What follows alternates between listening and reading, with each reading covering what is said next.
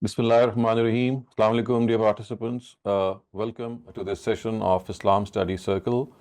As per our tradition, we will first study some portion from the Quran, and then we'll have a session on Hadith, and then the Bible, and finally we'll be having a discussion on an important topic, and then the session will be open for Q&A. So, starting off with the first of these segments, which relates to a portion of the Quran. The portion that we are going to study today is from Surah Saf, the 61st Surah of the Quran, and verses 10 to 14, and they have been titled as Supporting the Cause of Religion. Bismillahir Rahmanir Rahim. Ya ayyuhallazina amanu hal adullukum ala tijaratin tunjikum min azabin alim tu'minuna billahi wa rasulihi wa tujahiduna fi sabilillahi bi amwalikum wa anfusikum ذلكم خير لكم إن كنتم تعلمون يغفر لكم ذنوبكم ويدخلكم جنات تجري من تحتها الأنهار ومساكن طيبة في جنات عدن ذلك الفوز العظيم وأخرى تحبونها نصر من الله وفتح قريب وبشر المؤمنين يا أيها الذين آمنوا كونوا أنصار الله كما قال عيسى ابن مريم للحواريين من أنصاري إلى الله قال الحواريون نحن أنصار الله. Believers, shall I guide you to a deal that will save you from a grievous torment? Profess faith in God and His Messenger, and fight for God's cause with your wealth and persons. This would be better for you if you understand. As a result, God will forgive your sins and admit you to gardens below which streams flow. He will lodge you in splendid abodes in eternal gardens. This is great success. And He will also grant what you desire, help from God and a victory near at hand. And O Prophet, give these glad tidings to the faithful. Believers, be God's helpers, the way Jesus, son of Mary, said to His disciples, Who will be my helper in the cause of God? The disciples replied, We are God's helpers. So this verse or these verses in fact of Surah Saf, they are actually calling the Muslims who were living at that time under the oppression of the Quraysh rule, of course, and had recently migrated to Medina, where a new state had been established, that of course now it was the need of the hour that if there is a fight between the believers and the disbelievers as per the law of the Almighty, then they will not show any slackness and they will not run away from the battlefield in any instance, in any circumstances, nor show their back, but in fact they will be fighting with their wealth and their persons. Of course, wealth is being used here as a condition, because in those times there were no standing armies, and people who would have to fight for the cause of God were required to bring in their own weapons and of their own conveyances. So this is why it is said that they will be fighting for the cause of God with their wealth and with their persons. And the result of this would be that they will be admitted into gardens of paradise, beneath which streams will be flowing. And obviously, this is great success as far as the hereafter is concerned. But God says that this hereafter success is not something that is only being promised. In this world also, they will be victorious. So we have been discussing this all along our sessions, that as far as the prophets of God are concerned, those who become messengers, they not only convey the message of God, but they also convey it in a conclusive way, in a definite and a final way, and in to such an extent, we can say that the opponents, the adversaries, they are left with no excuse to deny it except stubbornness and arrogance. And when this happens, this is what we call as itmamul hujjah, or conclusive communication of the truth to the adversaries of a messenger of God.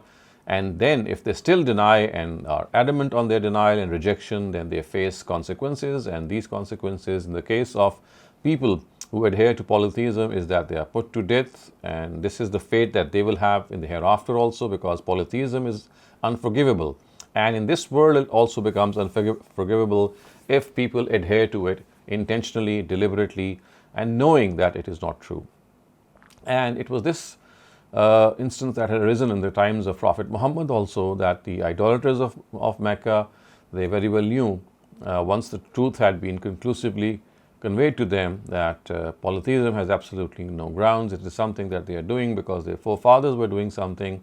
It has no proof, and now they will face the consequences.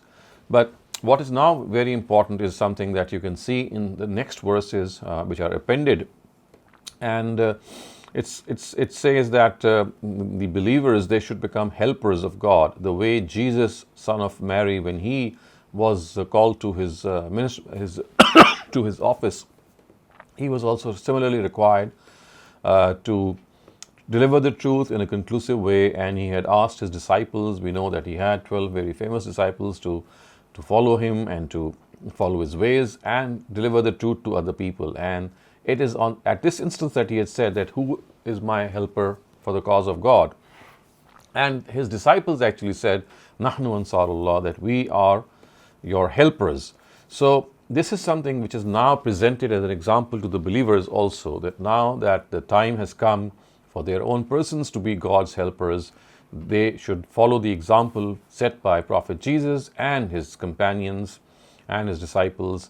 And in a similar way, the companions should also respond to the call made by the Prophet and, of course, by the Almighty. The thing that we have to remember here is the word nusra. Nasr or nusra, as we know in Arabic, means to help and to support. So basically, this is one of the requirements of faith, a contingent requirement. It's not a permanent requirement, it's a contingent requirement of faith, that whenever religion needs our help, whether it is through the pen, whether it's through the sword, whether it's through education, whether it's through building mosques, whether it's through printing religious literature, whether it's to create institutions that produce scholars of Islam. So all these are ways in which we can help religion whenever it needs this help. And today, of course, this help is much needed. So this is one of the requirements of our faith. Not only do we need to profess faith in God and do righteous deeds, these are, of course, the permanent requirements of faith, but one contingent requirement of faith which arises when the occasion arises is that we have to support and help the cause of God. And this support and help and cause of God is a requirement of our faith. If we do not think about it, if we do not attempt it, then we would be failing our faith. So in our own times, taking cue from these verses, we have to assess wherever we are, whether we are living in Asia, in Australia, in the United States, in the UK, in Europe, wherever we live, we have to assess that what exactly is the support that I can lend to my religion, where exactly is that support needed. And this, of course, could be different for different societies, for different cultures, for different areas.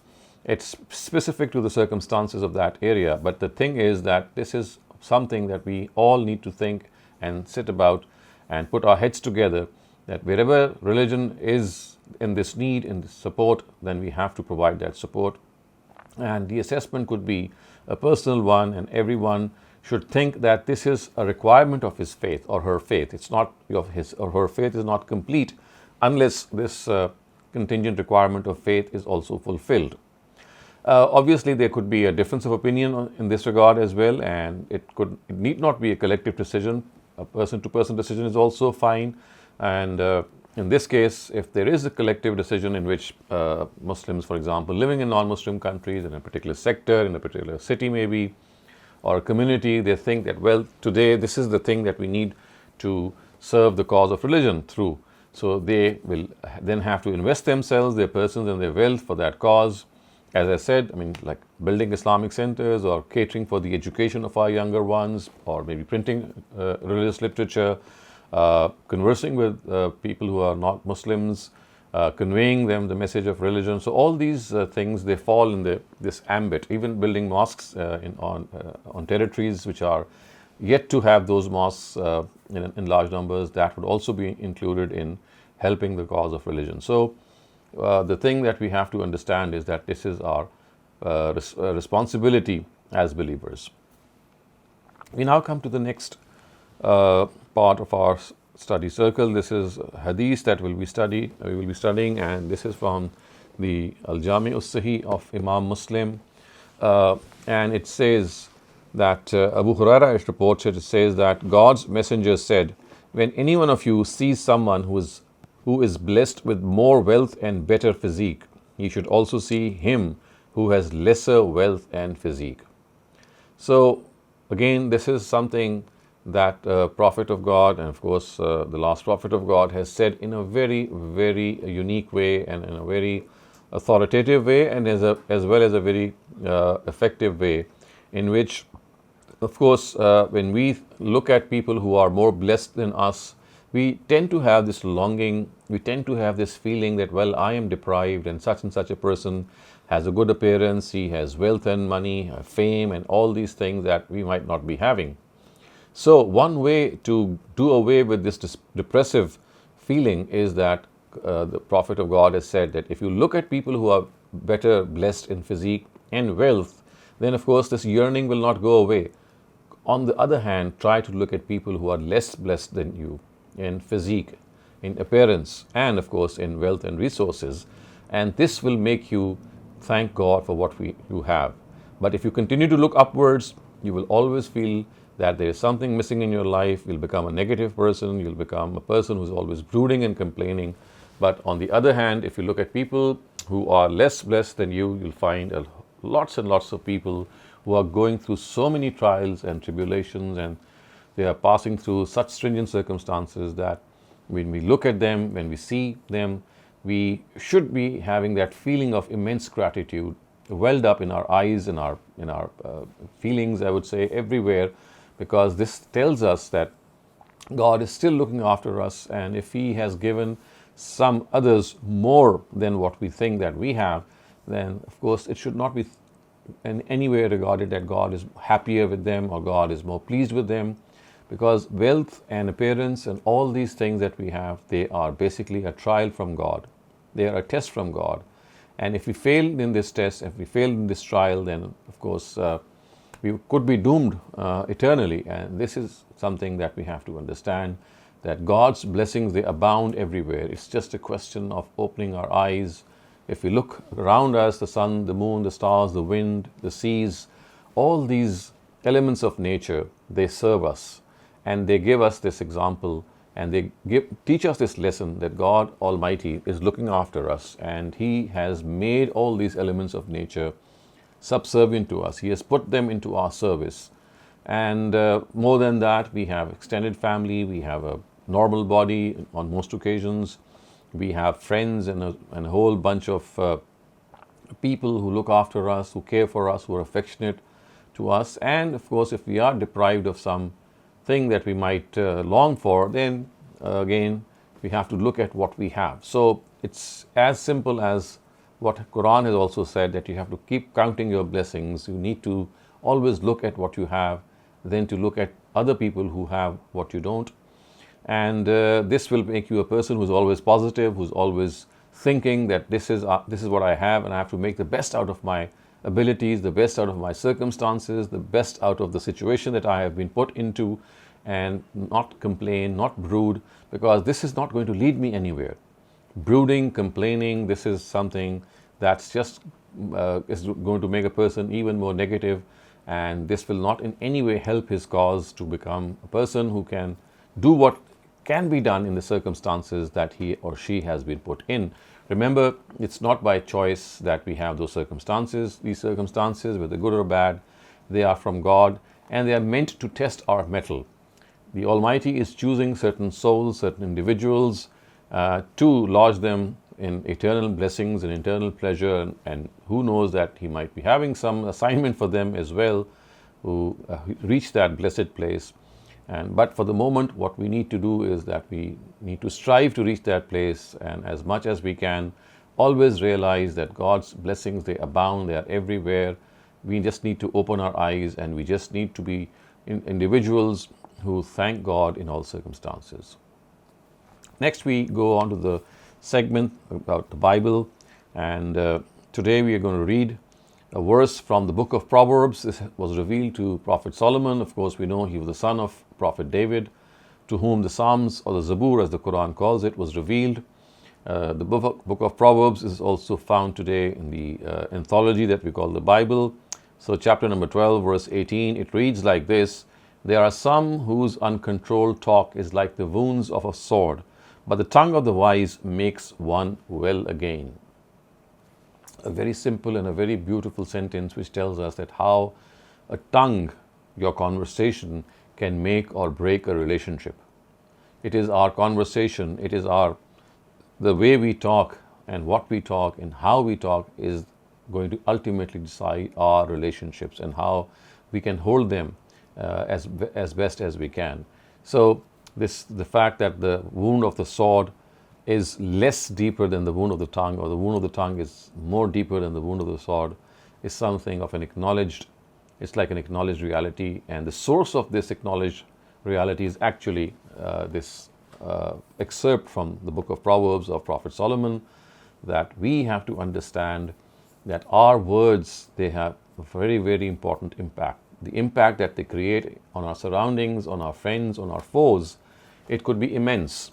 We could win a foe if we use our speech and conversation correctly, and we can lose a friend if we are not politically correct in our speech, if we have always given ourselves up to loose talk. So loose talk is something that, it might have a place in our lives, a small place I would say, but if we continue to indulge in loose talk without realizing if it's the appropriate time, opportune moment to indulge in it or not, we might break the heart of people. We might make other people realize that they are lesser than us, inferior than us, and this advertent or inadvertent humiliation is going to really widen the gap between ourselves.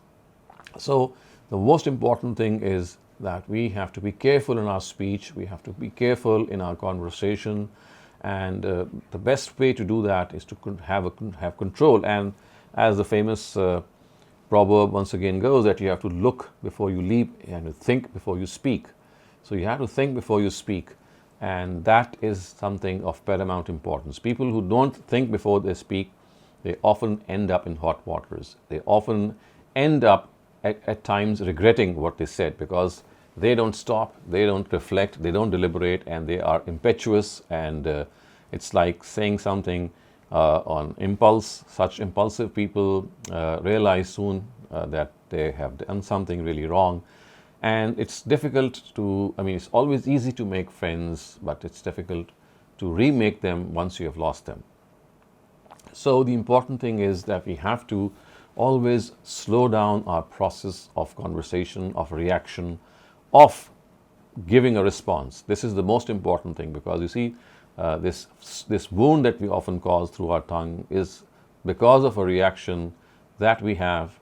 The blood boils up, the adrenaline kicks in, and we think that we have to immediately reply to a person's remark, or maybe his anger or her anger, and then it's like a spiral that starts off, and it does not end, because now people, they start to argue one after the other, and they don't find the space even to disentangle themselves. So the most important thing here is that we have to take a breath, slow down before we respond, before we react, and it's just a question of time to delay our reaction, because the blood that has built up in us and the reaction that we have had is like an impulse that is going to shoot like this, and in a few moments it's just going to come down. So we need to calm down, or not show our reaction in that time of impulse. If that is something that we can control, then we can be pretty organized in our conversation, we can be pretty pinpointed, and also be in a position to make the other person feel comfortable, make that person relaxed, and also make that person realize that we are not at all at daggers drawn with him or her. We are not in any sort of competition. We are friends with one another. We can fall back on one another, and our conversation is something that can always lead to better options, to better frontiers, and the best would be that friendship is always maintained and sustained. But if we throw caution to the wind, if we don't realize that our words can really, really pierce the hearts of people, then this is a lesson. If it is learnt later on in life, it will only hasten to make us alone in this whole arena, in this whole campus of people. We would be surrounded by people, but we would have no friends, because they would stay away from us. They would always feel that if they come closer to us, the impetuousness that is in ourselves, the reaction which is in ourselves, might damage them. And hence, as a policy, they tend to stay away from us, which of course is not good at all. We now come to the third or fourth, in fact, segment of today's study circle, and this is like a moderated discussion. And the topic today is basically, is honesty really the best policy? Of course, the age-old adage, the age-old proverb is that honesty is the best policy, of course, implying the fact that come what may, in whatever circumstances you are in, you have to be honest and true to your intention, you have to be sincere. But the question is that when we are honest, when we are sincere, when we are true and in our intentions, then more often than not, we end up at the bottom of the ladder. We end up at the bottom of the society on many occasions, and of course, this then questions this whole policy or this whole proverb that should we really be honest, because honesty should be something that should actually result in more comfort, result in more reward. But it seems that honesty, at least it does not always pay off in this world. Over to you, Mariam. Very much, Dr. Saleem. Now, I think with the part that you talked about being at the bottom of the ladder, if you're being honest, I think that applies to some places and not to other places. Like some countries, yes, if you're more honest, definitely it seems like you will end up at the bottom of the ladder. However, I think that you have to keep in mind, just like with your every action, why are you doing such an action? Are you doing it for the pleasures of this world, or are you doing it because you see a greater picture after this world? And that will really help you decide in situations where to be honest or not. Another way I want to tackle this topic is that some people, they equate honesty to being rude or unkind in the way you're being honest. So, for example, you want to critique someone or, try to teach them something that'll be to their benefit.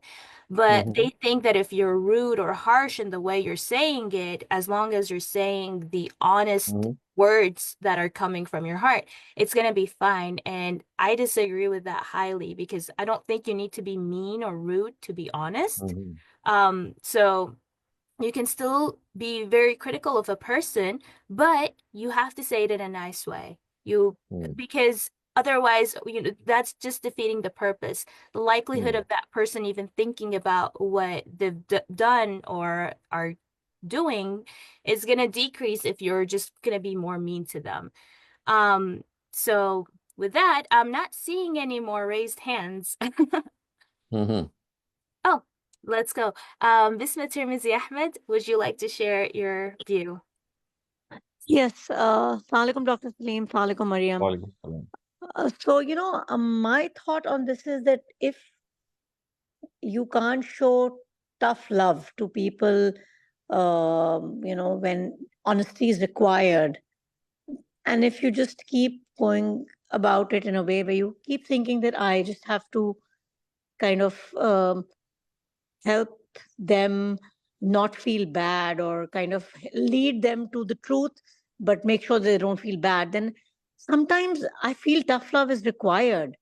So if you're going to be honest with people who are close to you, and I don't know, that's what I think. I don't know if I'm wrong or right. So yeah, that's my comment on it. That I think tough love is sometimes important. So, what would you say that is, if I ask you a simple yes or a no, what would you say to this question, that is honesty really the best policy? I think it is, but sometimes I feel it leads to conflicts also. So sometimes I'm not sure, Dr. Saleem. Actually, I feel honesty uh, sometimes just better to be quiet and not given an opinion, which I feel is a horrible thing, especially if you're an outspoken person. If you can't talk about the things that are important to you, but sometimes I feel it just sounds more idealistic than it actually is. So I'm not sure. Right. And Mariam, what do you say about this? That if I ask you a simple yes or a no, what would you say? We'll choose option 3. It really depends. Sometimes I think that being honest absolutely unwarranted and you don't need to be Mm-hmm. honest in everything, because I Mm-hmm. think you need to be wise at all Mm. times. And Correct. sometimes with wisdom means silence is golden, and other times it means that you need to speak out. So Mm-hmm. if there is somebody else on the line where your honesty is going to affect them, your dishonesty is going to affect them in a negative way, then you must absolutely speak out.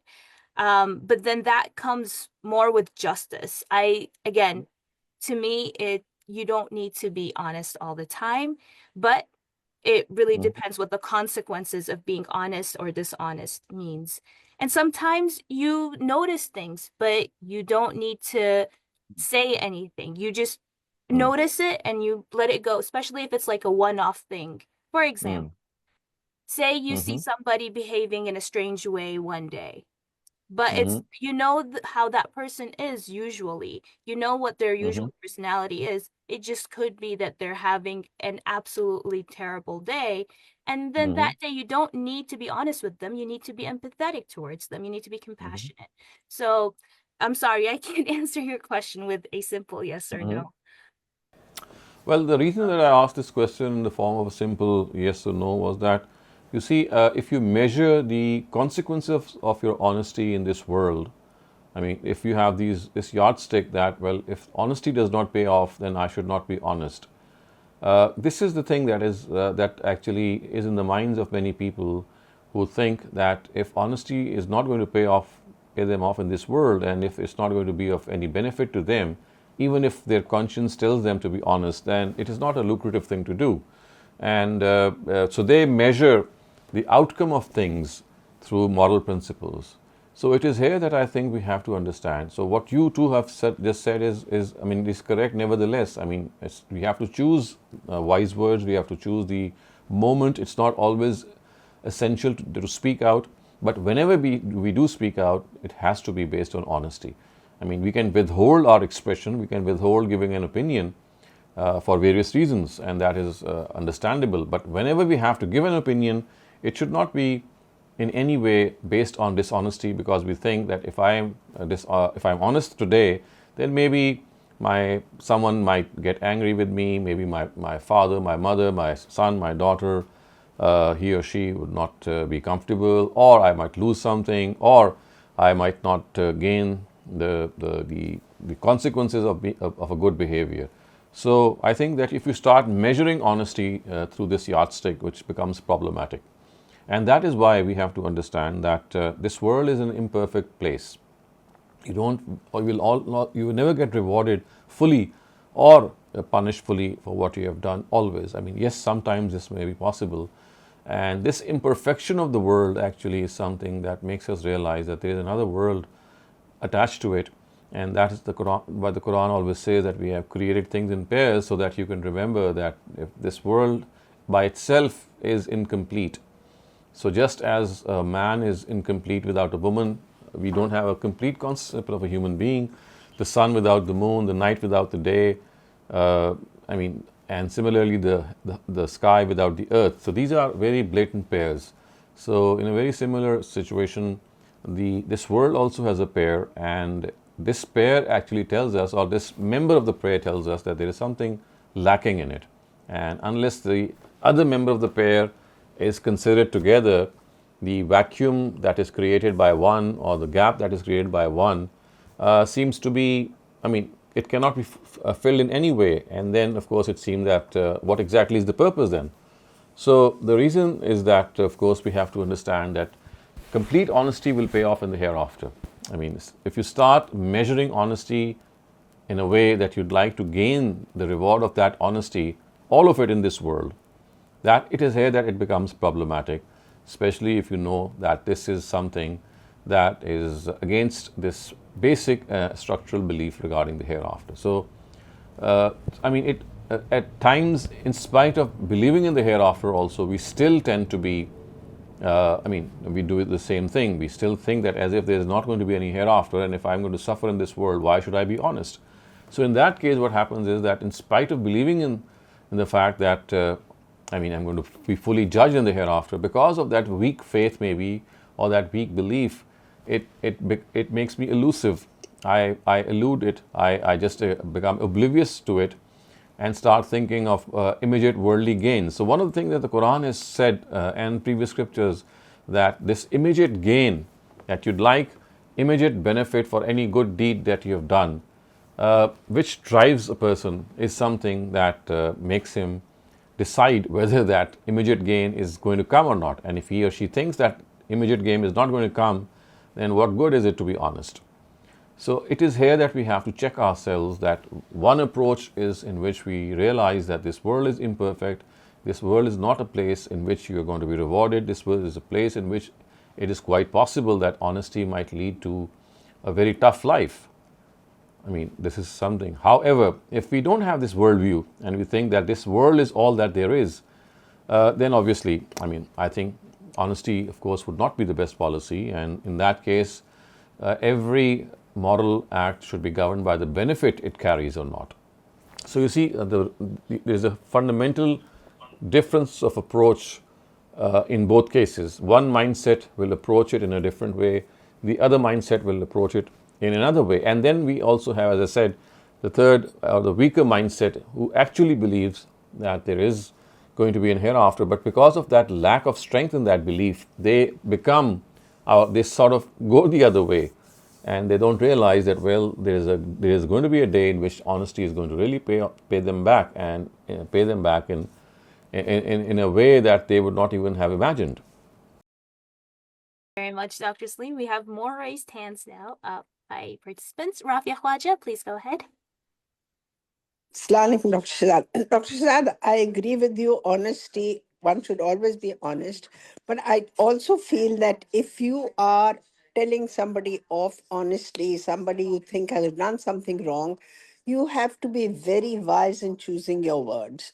You can be honest with your children, your family, your friends, but if you decide to rebuke them and to make them feel miserable because they have done something wrong, then the whole purpose of your being honest is lost.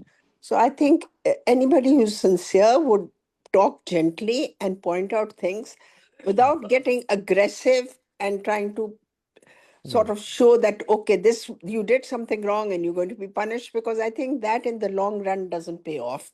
This is the way I feel. Yes, I think that's a very good point that you have made, and that is something that we had yet to discuss. I mean, we were just discussing the consequence of honesty or dishonesty, but nevertheless, this is a point well taken, that while being honest, one has to be wise as well, and one has to choose the words very carefully and the right time also. So honesty does not mean that you have to be aggressive. Honesty does not mean that you have to be impudent or in any way disrespectful. In fact, it is something in which you have to be extremely wise, very well chosen words, very gentle words. But as we have often said, that our stance can be firm without our tongue being harsh. So that is the bottom line, that if you have a soft tongue and you speak softly, it's not a question of being weak in that case, because in spite of showing that toughness in your words, you have to show it in your stance. So I think that is something that, I mean, it's inevitable that we have to agree with you. Thank you. Thank you. Visma, please go ahead. So, Dr. Saab, how does honesty with the self in this equation? What about, honesty with the self? So I think if we were to kind of expand on this discussion, that honesty with the self is the most important thing before we can be honest with other people. Is that something we leave for the judgment at the end of, our life, or for the hereafter? How? Could you give an example in which? I've realized to come lots of times as we become older, to come to peace with ourselves, we need to be honest about our past. If we cannot accept, the follies that we have committed, or the relationships we may have had, and the baggages we carry, sometimes, we put people on pedestals from our past and kind of ape the same kind of behavior, thinking that we're being, right. But first we have to learn to be honest with ourselves and tell ourselves that, maybe, the yardstick of God is, I feel, he's very black and white in a lot of ways. When somebody is good or somebody is bad, That's what I've at least understood. We have, So, what about honesty with the self? How does that play into it? I think that's also something very important. But you see, honesty, if it takes the form of a confession of something before your own self is concerned, then that is something which is extremely, I would say, warranted and extremely required. But you need not be. You don't have to confess all the things before other people on all occasions. It also depends on the situation and on what are the circumstances. Yes, to be honest with your own self would mean that you confess, acknowledge, and fully know what was done in the past, whether rightly or wrongly, and you take responsibility of your actions, especially if they are wrong. And that's like taking stock of your situation and realizing that if something was done amiss or something was done wrongly in the past, then it has to be in some way remedified. So that remedies, of course, starts off with the fact that you accept what has happened. You come out of that denial, because one of the things that really plagues us is that denial. The denial part is something that it stays with us because we don't accept what has happened. So acceptance is something that has to take place at all costs. Otherwise, that itself is a baggage. Itself is a burden on our conscience. The sooner we we do away with it, the better.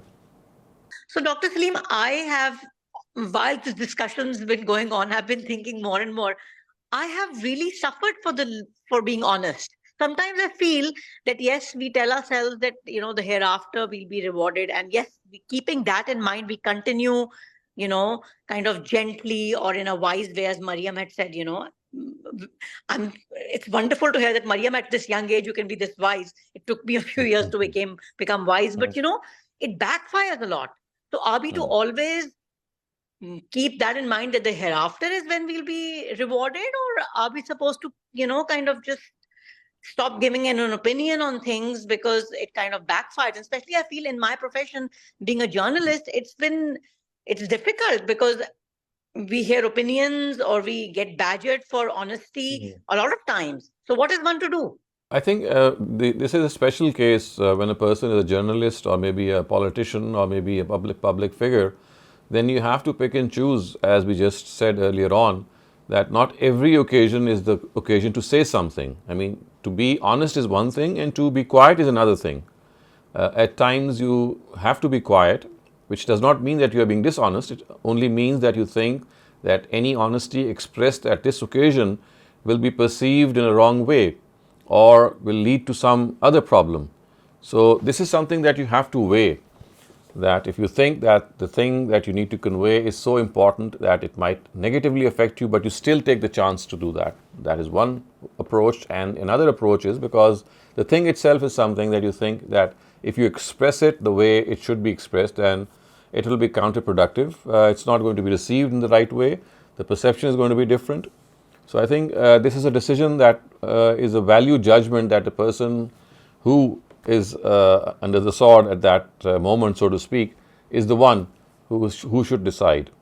And yes, at times you take a wrong decision, but then this is what experience is all about, that you have to learn from your mistakes also. Right. Thank you, Dr. Saleem. Thank you. We have in chat somebody saying that sometimes lying about your own opinion to prevent disagreement or long-winded discussion about your opinion, especially if it's an unconventional opinion, is something that, people go through. So they choose to not be honest so that they don't have to go into, again, I think it comes back to wisdom of like, is this the moment? Are these the right? Correct. So I mean, you can just sidetrack the whole discussion. At times, you need not be. You have to pick and choose your audience. You have to understand that at times, what you say is not going to be understood by the other person. So it's perfectly fine to just sidetrack the whole discussion, to just bypass it maybe, or to raise a new topic. All these things we do. So it's a question of wisdom, as you've said rightly. And I think if you don't have any more raised hands, we can spend the last 15 minutes on our general questions. Are we going until, are we doing 1 hour? Yeah. Okay. Yeah. All right. So starting with the Q&A, our first question asks, Is it that when God tells us to stand with the truth, he is asking for truth in matters of faith and religion? Because in business and personal matters, we should not lie as a rule. But of course, one has to lie when sometimes when we're trying to be socially polite. Well, I think this is again a matter of your conscience being the best judge. At times, yes, this has to be the policy. You might need to mince some words and without lying actually. So this is something that is a choice at your hands, and as I said, the best would be your own conscience to judge. Thank you very much. The next question asks, this world isn't just because of humans. As humans, I think they mean Prophet Muhammad lied about Sarah being his sister. Is this correct? No, this is about Prophet Abraham. This is Prophet Abraham actually. So, I mean, this never happened. This is just cited in a narrative, and that is a biblical narrative, and it is hardly true. You'll find this being cited in Bible history. If you look at the book of Genesis, it says that Abraham had to pose his wife to be his daughter, to be his sister, because the king that they were going to pass through the land, if they were told that she is the sister of someone, then he would spare that woman and not confiscate her. But if he would know that that girl or a woman is the wife of someone, then he would confiscate her. So it is reported that Abraham had to lie because he said that Sarai, as she's called in the Bible, that Sarah or Sarai, she is not his wife, he is his sister. So, I mean, this is something which is not true at all on the one hand, but it also calls to question one point, and that is that when there is a situation in which, I mean, it's a life-threatening situation, or a situation in which your honor is at stake, as this could be one example, then that lying is done to save you from a bigger problem. For example, if it's a life-threatening situation, if someone comes or to your house and asks you where your money is, and he's a robber, and you need not tell the truth to that person. So these are situations in which your own conscience tells us that if you are lying, it's for a bigger cause, and that cause is not going to any way affect any person wrongly. Another example that comes to my mind is that at times we have to convey the death of someone to an elderly person, and we don't immediately break the news. We prepare that person by telling her or him that, well, such and such a person has fallen very sick, and actually he might have passed away. So we build up, we try to prepare the situation, the ground, so that it does not become a shock for the person. So you see, these are things that are also called white lies. They are not harmful in any way. I mean, the way lies are. So I do think that in such circumstances, if we look the other way, so to speak, that would not be wrong.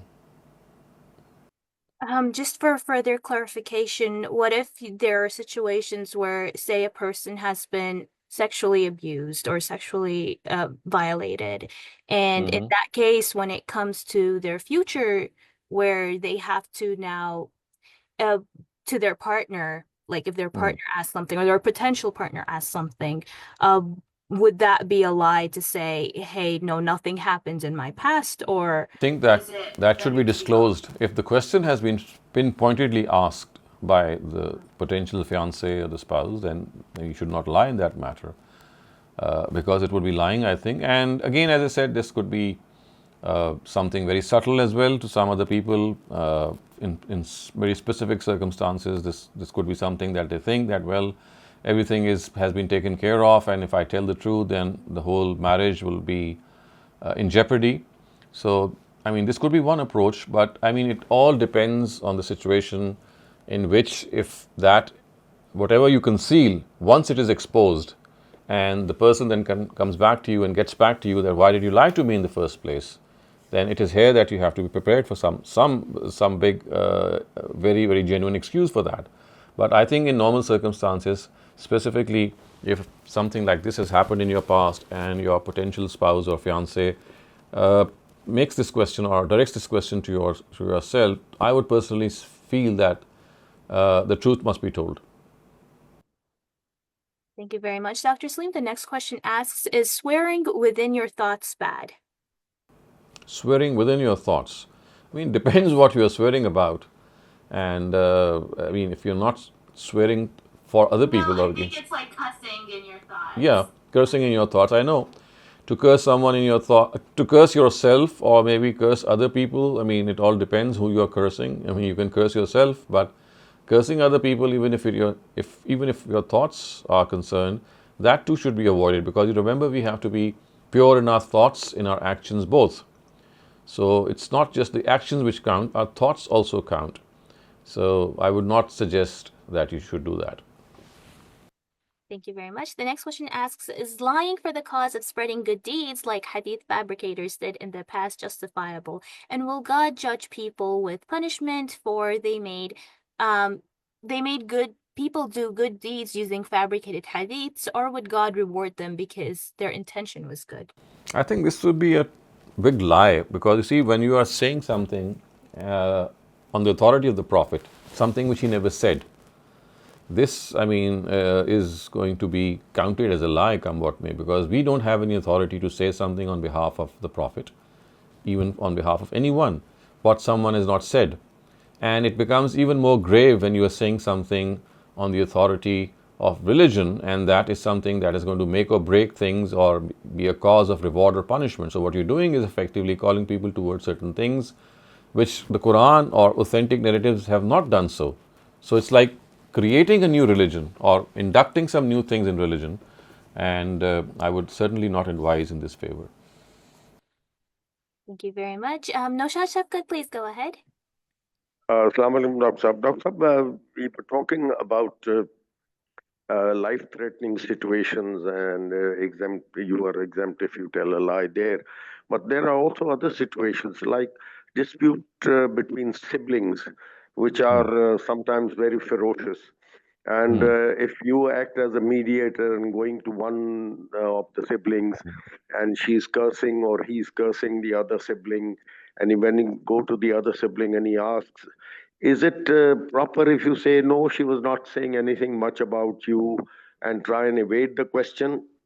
Because if you tell him or her what the other was saying in reality, that would aggravate the situation. But in order to reconcile them, could you be a little mild in telling them about what the other person said? Yes, I should think so. That should be okay. When you're trying to reconcile, when you're trying to bring two people together, and even if you have to say something which is not the case, because the ultimate purpose is to bring two hearts together, two people who have, have a rift between one another.